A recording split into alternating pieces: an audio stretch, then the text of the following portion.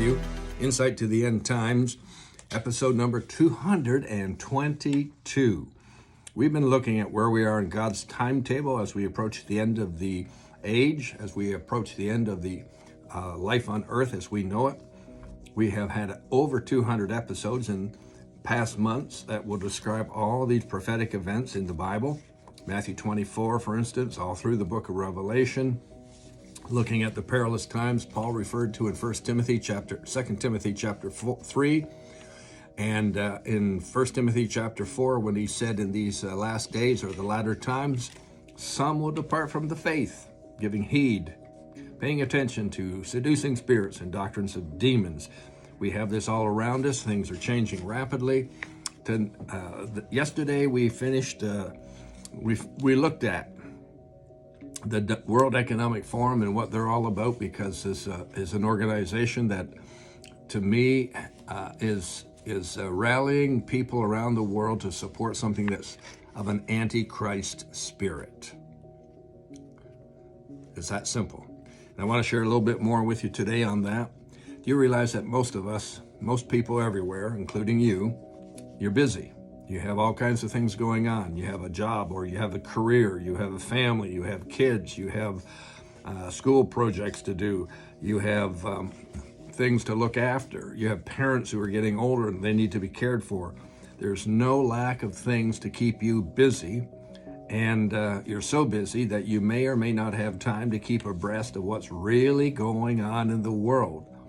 If you listen to the news, if you watch the broadcasts, if you read what's in the papers or in the headlines over your smartphones, you're going to get a slanted view, in most instances, of what they want you to hear and know. We have newspapers that are right-leaning. We have newspapers that are left-leaning. You probably don't even know which direction your newspaper or your source of news leans. That has a profound impact on what kind of news you're getting and what you're understanding about it. But the World Economic Forum is in its 52nd year of existence, and its founder, Klaus Schwab, he wants to redefine capitalism in new terms. Let me read a quote that I took out of a newspaper report from a right-leaning paper, all right? It says, all societies should be subject to an international class of theoretical regulators. Already I'm concerned. All societies should be subject to an international class of theoretical regulators who would enforce the interests of everyone in society, in their activities, and in the entire private sector. This is the fourth industrial revolution. It will fuse together the physical, the digital, and the biological worlds. It will impact all disciplines, all economies, and all industries. And it will even challenge the idea of what it means to be human.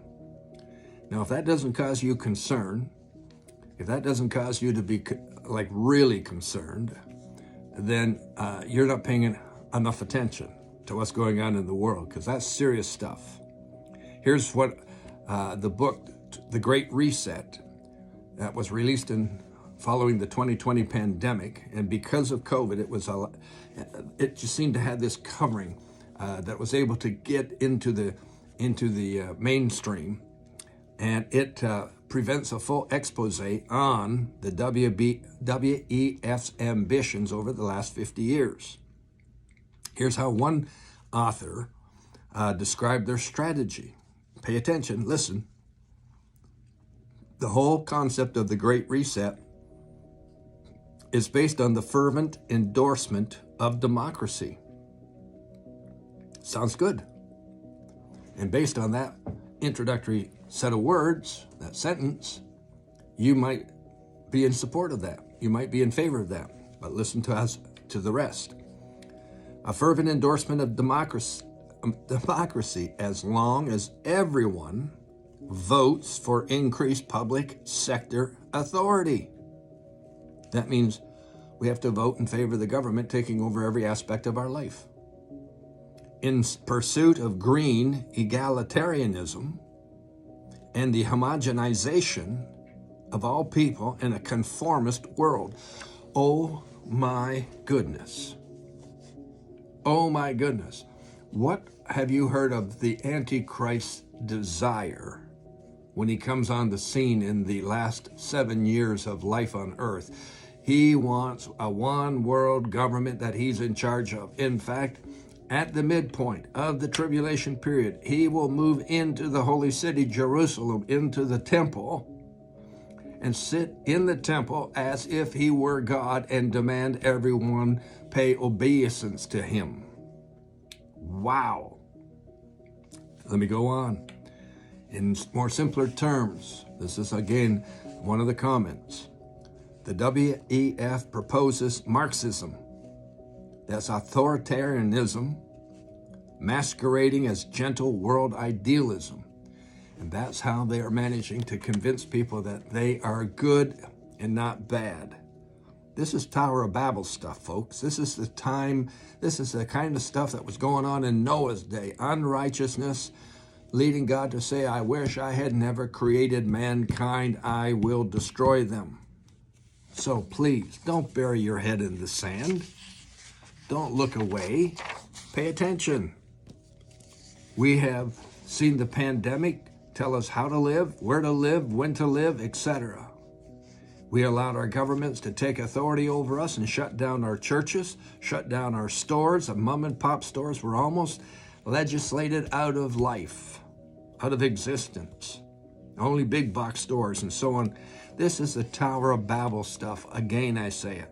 Don't bury your head in the sand. These are indicators of how close we are to the very end. And with that, we conclude this week's podcast, and I'll see you next week for a whole new set of materials. Call you blessed. Amen.